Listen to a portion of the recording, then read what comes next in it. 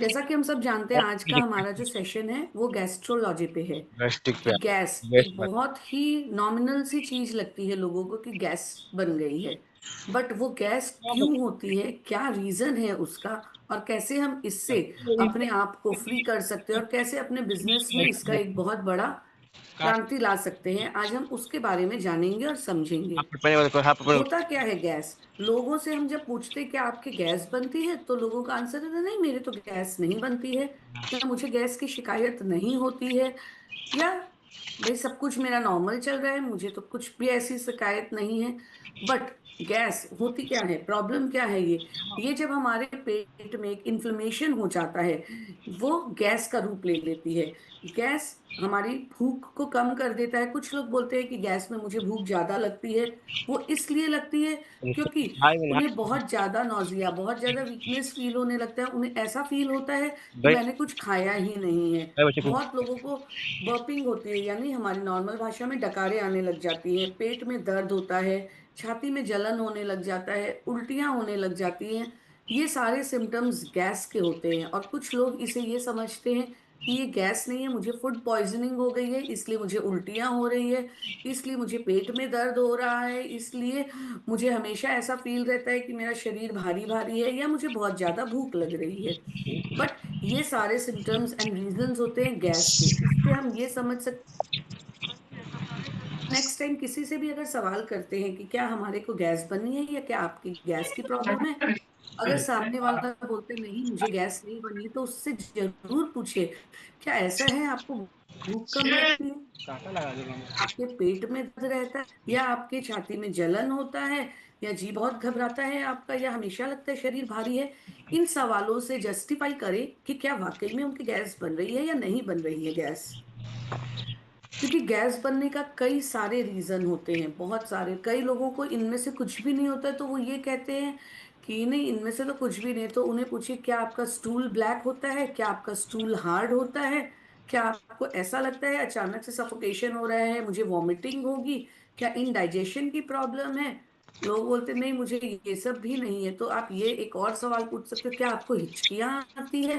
क्योंकि जब गैस बनती है, हमारी जितनी आर्टरीज एंड वेन्स हैं वहां पे थोड़ा थोड़ा ब्लॉकेज होता है। उस ब्लॉकेज के कारण ऑक्सीजन पास नहीं होता है, और जब ऑक्सीजन पास नहीं होता है तो हिचकियां आने लग जाती हैं।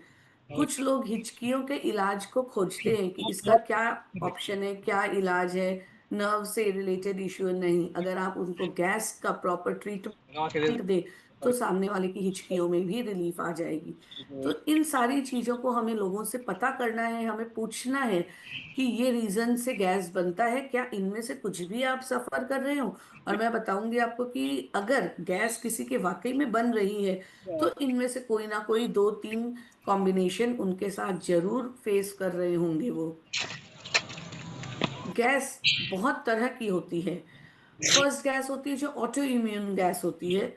ऑटो इम्यून गैस जो हमारी होती है, वो वाली नॉर्मली लोगों को ये लगती है कि कुछ खाने पीने के कारण हो गया है, अचानक से हो जाती है। वो कुछ समय के लिए रहती है हमारे, और उसके दवाइयाँ ले लेते हैं हम, या फिर घरेलू को इलाज कर लेते हैं, तो वो ठीक हो जाती है। बट वो वापस रीअकर होती है। ये होती है एक्यूट गैस, कि हर थोड़े दिनों में या हर थोड़े समय में गैस बन जाती है। और कई लोगों की होती है कि गैस सर पे चढ़ जाती है। वो ये कहते नहीं मुझे गैस नहीं बनती, लेकिन मेरा सर दर्द होता है। तो हमें उन्हें ये समझाना होगा कि आपकी जो गैस बनती है वो सर में चढ़ जाती है, जो कि सही नहीं है। और यही चीज धीरे धीरे क्रॉनिक में हो जाती है, कि रेगुलर बनने लग जाती है, लॉन्ग टर्म के लिए रहती है। हम कितने ही गैस की दवाइयां ले लें, हम बोलते हैं हमें रिलीफ नहीं मिल रहा है, मुझे अभी भी सर दर्द है, अभी भी शरीर में भारीपन लग रहा है, धीरे धीरे बॉडी में स्वेलिंग आने लग जाती है। लोग इन्फ्लेमेशन का ट्रीटमेंट करवाते हैं, लेकिन वहां गैस को ध्यान नहीं देते हैं। जब गैस बनती है तब शरीर फूलने लग जाता है, इन्फ्लेमेशन होने लग जाती है। ये हमारे गैस का सेकंड स्टेज होता है। और यही इसके कारण कई बार लोगों को क्या होता है, गैस जब बनती है ना तो एक कफ म्यूकोजा बनने लग जाता है शरीर में, क्योंकि वो गैस जब हमारे ब्लड एंड वाटर के साथ मिलता है तो एक लंप क्रिएट कर देता है। वो लंप होता है म्यूकोजा। कई जन बोलते हैं ना कि मुझे ग्रीन कफ आता है, मुझे एकदम डार्क येलोइश कफ आता है, मतलब उनकी गैस बनती है। वो गैस जब वाटर के साथ में कंबाइन होती है तो वो म्यूकोजा का रूप ले लेता है। जो बिना मौसम भी जिन्हें कफ की प्रॉब्लम रहती है उन्हें भी गैस की प्रॉब्लम है। इन चीजों को हमें सामने वालों को समझाना पड़ेगा। और ये लॉन्ग टर्म कॉम्प्लिकेशन है, अगर रेगुलर ऐसा ही किसी के साथ हो रहा है हाँ। तो कुछ समय बाद पता चलेगा उन्हें अल्सर की प्रॉब्लम हो गई है। गैस, एसिडिटी, फिर अल्सर की प्रॉब्लम अच्छा, आएगी। निकल बना। अल्सर जनरली हमारे लिवर को सबसे पहले हाँ। डैमेज करता है। इसीलिए आपने देखा होगा अगर कोई गैस का ट्रीटमेंट करता है तो साथ में एलएफटी एक बार करवा लेता है कि आपका लिवर तो हेल्दी है ना। हाँ। अगर लिवर हेल्दी नहीं है तो भी हमें लिवर का ट्रीटमेंट साथ में लेना पड़ता है। बहुत छोटी सी चीज हमें लगती है कि गैस बन गया, शायद छोले खा लिए होंगे या शायद फूड गैप हो गया होगा इसलिए गैस बन गई है, और हम नजरअंदाज कर देते हैं एक नॉर्मल सा कुछ भी ले करके। बट इस चीज को नजरअंदाज नहीं करना चाहिए, क्योंकि ये ग्रेजुअली बहुत बड़ा रूप ले लेता है, यहाँ तक कि ये हमारे लाइफस्टाइल फैक्टर्स को हैम्पर करने लग जाता है एकदम और गैस्ट्रिक अल्सर, मैंने कहा गैस्ट्रिक कैंसर जैसी प्रॉब्लम्स को क्रिएट कर देता है। वो भी सट गया। एक दिन में कभी भी कोई भी चीज नहीं होती है, लेकिन धीरे धीरे होने लग जाती है। इन सिम्टम्स को हमें समझना और पहचानना पड़ेगा कि हाँ, गैस इन कारणों से भी हो सकती है। क्या आज तक आप लोगों को ये समझ था या ये हमें पता था कि जो ग्रीन कफ बनता है वो भी गैस के कारण हमारे बनता है? जो बिन मौसम सर्दी जुकाम हो जाता है, कफ निकलने लग जाता है, हम कहते हैं हमें एलर्जी की प्रॉब्लम है, हमें तो रेत को दी माइक। कफ बन जाता है बिना मौसम। गर्मियों में भी कफ बनता है। क्या हमने कभी भी उनसे गैस के बारे में पूछा? हम क्या करते हैं, उन्हें कफ की प्रॉब्लम है तो उससे एलर्जी से रिलेटेड या फिर हम सर्दी खांसी से रिलेटेड ट्रीटमेंट देते हैं। एक बार रिलीफ मिलता है लेकिन वापस वही सेम प्रॉब्लम आती है। क्यों आती है? क्योंकि हमने मेन जड़ पे काम नहीं किया, हमने उनसे कभी गैस के लिए पूछा ही नहीं। हमारे पास लोग अगर आते हैं कि मेरे घुटनों में दर्द है, हमें उन्हें ऑर्थो का ट्रीटमेंट दे देते हैं। क्या हम कभी उनसे पूछते हैं कि क्या आपको गैस बनती है? क्या हम उन्हें कभी भी गैस के लिए साथ में ट्रीटमेंट देते हैं? क्योंकि ऑर्थो में भी पेन तभी आएगा जब वहां के फनल्स में गैस जमने लगेगी, धीरे धीरे गैस जमेगी, वहां पे इन्फ्लेमेशन होगा, स्वेलिंग होने लगेगा और प्रॉब्लम्स बढ़ती जाएगी। हम वहां पे इन्फ्लेमेटरी सेल्स को कम नहीं करते हैं, सिर्फ दर्द के लिए ऑर्थो का ट्रीटमेंट देते हैं। तो मेरा कहना है कि हर कोई को किसी भी प्रॉब्लम के साथ अगर हम ट्रीटमेंट बेस्ड बात कर रहे हैं, जरूर गैस के बारे में बात करें, जरूर उस चीज को समझें। और कई लोग क्या होते हैं, घरेलू नुस्खे अपनाना चाहते हैं कि भाई मेरे को गैस एसिडिटी है, मैं ये ले लूंगा, मैं गुड़ ले लूंगा, मैं इलायची ले लूंगा, सौंफ ले लूंगा। हमें लोगों को ये बताना है कि हाँ, इन चीजों से गैस में रिलीफ मिलती है। बट क्या हम ये जानते हैं कितने परिमाण में लेना है? मेजरमेंट क्या होना चाहिए इनका? कितनी बार लेना है हमें? और कैसे ये जड़ से खत्म करेगा? यही सारी चीजों को अगर हम तरीके से एक मेडिसिन के रूप में, एक सप्लीमेंट के रूप में बना देते हैं और उसके डोज बता देते हैं और आप लेते हैं और जड़ से प्रॉब्लम सॉल्व होती है, तो वो ज्यादा सही रहेगा।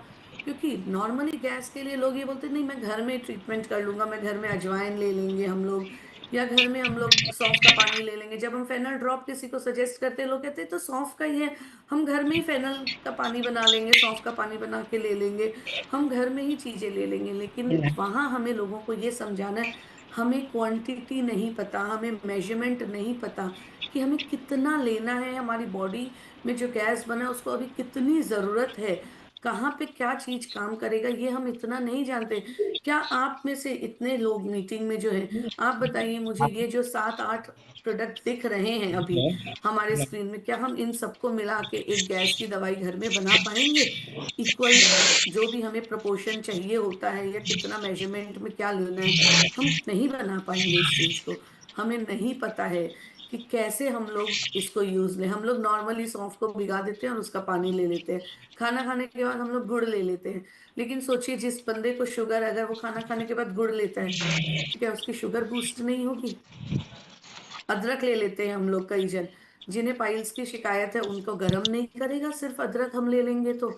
कई लोग बोलते तुलसी ले लेंगे, तुलसी से रिलीफ मिल जाएगा, लेकिन सिर्फ एक तुलसी जो हमारे घर में हम रखते हैं, तुलसी मैया, उससे अपने को रिलीफ मिलेगा? नहीं मिलेगा। जो तुलसी ड्रॉप है हमारा, 5 तरह की तुलसियों से बना हुआ है, वो अर्क है, उससे रिलीफ मिलेगा।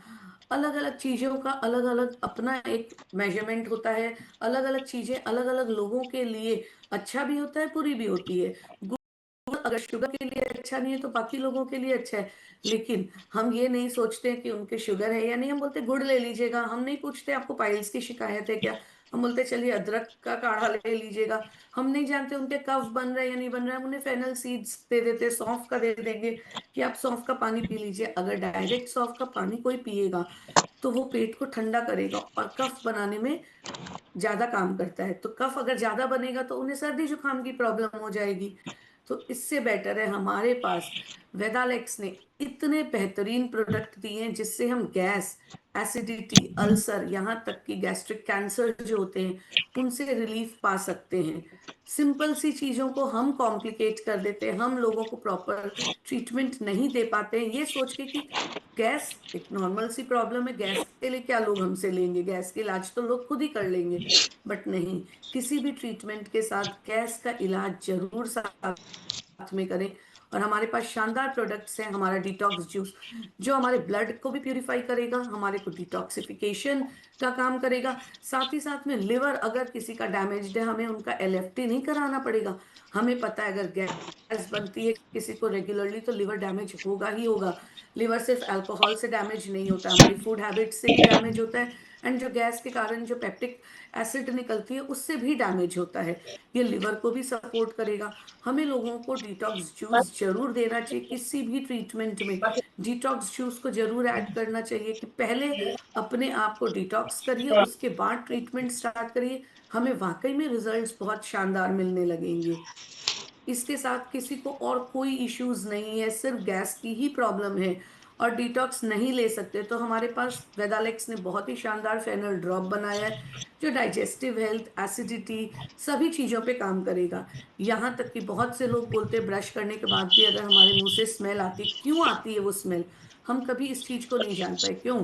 क्योंकि हमारे मसूड़ों में एक तरह की बैक्टीरिया होते हैं, वो वहां पे स्टिक रहते हैं, जो ब्रश करने के बाद भी नहीं निकलते हैं, जिसके कारण एक बैड ब्रेथ आने लग जाती है और वो धीरे धीरे गैस बनाता है और मसूड़े फूल जाते हैं। हम बोलते हैं मसूड़े फूल गए कीड़े लगने के कारण, बट वो भी मसूड़ों में भी स्वेलिंग आ जाती है। स्वेलिंग आने का रीजन होता है गैस। फेनल ड्रॉप उन मसूड़ों की स्वेलिंग को कम करेगा, बैड ब्रेथ को कम करेगा और धीरे धीरे रिलीफ देने लगेगा। इसके साथ हमारे पास डाइजेस्ट विद चूरन है। अगर किसी को कॉन्स्टिपेशन के कारण गैस की इश्यू होती है तो हम उन्हें ये दे सकते हैं, चूरन दे सकते हैं। चूरन हमारी गट हेल्थ पे बहुत अच्छा काम करता है। बहुत से लोग बोलते हैं कि चूरन लेंगे कहीं लूज मोशंस ना होने लगे। नहीं होते हैं लूज मोशंस। जिनकी गट को जितनी क्लेंजिंग की जरूरत है, डाइजेस्ट विद चूरन उतना ही क्लीन करता है, हमारे गट को स्ट्रांग बनाता है, जिसके कारण लूज मोशंस नहीं होते हैं। सो लोगों को हमें बताना पड़ेगा कि डाइजेस्टिव चूरन का काम ऐसा है। ये नहीं कि ले लिया तो लूज मोशंस होने लगेंगे। आपकी गट को स्ट्रांग बनाएगा, वो गट हेल्थ को स्ट्रांग बनाएगा, आपको भारीपन से फ्री करवाएगा। यहाँ तक कि डाइजेस्टिव चूरन अगर हम एक छोटे बच्चे को, 5 साल के बच्चे को भी हाफ टी स्पून दे रहे हैं तो उसको भी नुकसान नहीं होगा, हम आराम से दे सकते हैं।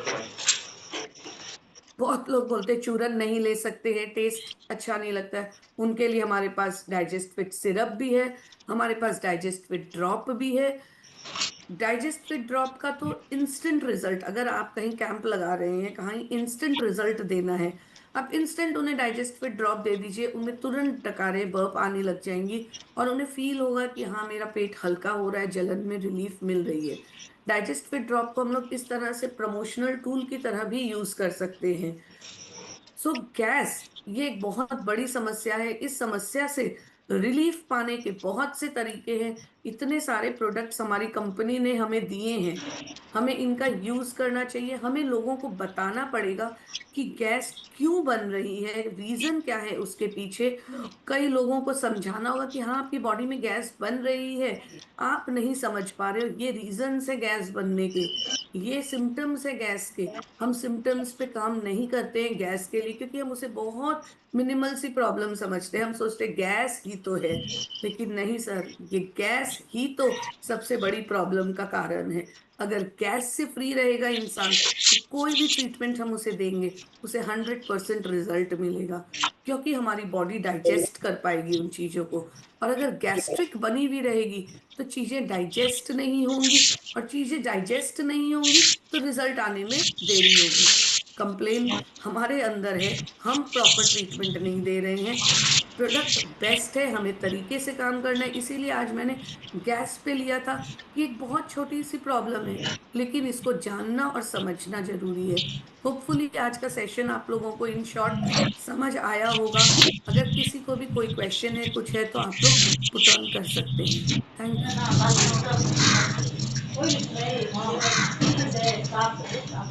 Thank you. Thank you so much. बहुत ही शानदार सेशन, कम समय में बहुत ही नॉलेजेबल सेशन